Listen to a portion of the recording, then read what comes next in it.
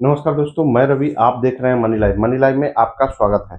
हमारे चैनल पर नए हैं तो सब्सक्राइब कीजिएगा, नोटिफिकेशन ऑन कर लीजिएगा ताकि हमारी खबरें सबसे पहले आप तक पहुंचे।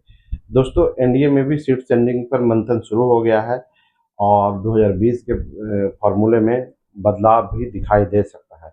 इस बार ज़्यादा सीटें नहीं, जीतने की क्षमता पर अधिक ध्यान दिया जा रहा है। उसी हिसाब से सीटों का बंटवारा होने की संभावना है। इस बार चुनाव में एनडीए के घटक दलों के बीच सीट शेयरिंग को लेकर इस महीने बैठक का सिलसिला आरंभ हो गया है। एनडीए के दिग्गजों जो जो भी बड़े नेता हैं उनका कहना है कि इस घटक के में दल में जो जीतने के प्रत्याशी ज़्यादा मजबूत होंगे उन्हीं को सीटें दी जाएगी। एनडीए में 5 घटक दल इसमें मौजूद हैं और इस फॉर्मूले को आगे किया जा रहा है। विधानसभा में घटक दल किस विधानसभा में किस दल की पकड़ मजबूत है उसी के हिसाब से सीटें दी जाएगी। इस आकलन से केंद्र में संभावित प्रत्याशी भी विशेष रूप से हैं कि कौन-कौन प्रत्याशी किस सीट पर मजबूत है। यह तय माना जा रहा है कि घटक दलों के बीच बड़ी संख्या में सीटों की अदला-बदली भी हो सकती है। मतलब हो सकता है कि जो सीटें मजबूत हों लोजपा के लिए और वो उस सीट पर जदयू लड़ा था, तो वो लोजपा को दी जाएगी। अगर लोजपा किसी सीट पर कमज़ोर है और जदयू मजबूत है तो जदयू को दी जाएगी। जिस सीट पर भाजपा मजबूत है वो भाजपा को दी जाएगी।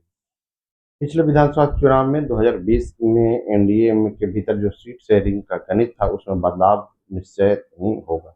पिछली बार जदयू 115 सीटें और भाजपा 110 सीटें लड़ी थी।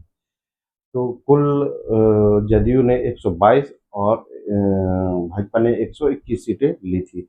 फिर अपने कोटे से जीतन राम मांझी को 7 सीटें जदयू दिया था और हम पार्टी को 7 सीटें जदयू ने दिया था अपने कोटे से और अ, मुकेश सहनी को 11 सीटें भाजपा ने अपने कोटे से दी थी। इस तरह से भाजपा 110 सीटों पर लड़ी थी और जदयू 115 सीटों पर लड़ा था।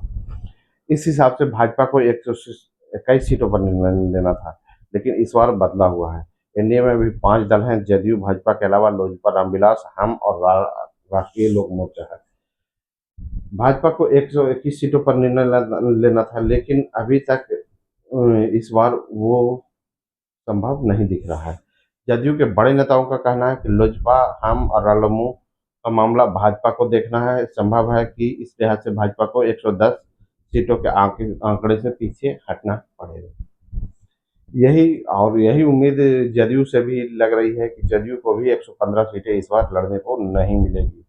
इसकी बड़ी वजह है कि वीआईपी कोटे की 11 सीटों पर निर्णय लेना है और इस बार लोजपा और रालोमू 2 दल एक्स्ट्रा अतिरिक्त आ गए हैं और हम तो पहले से था।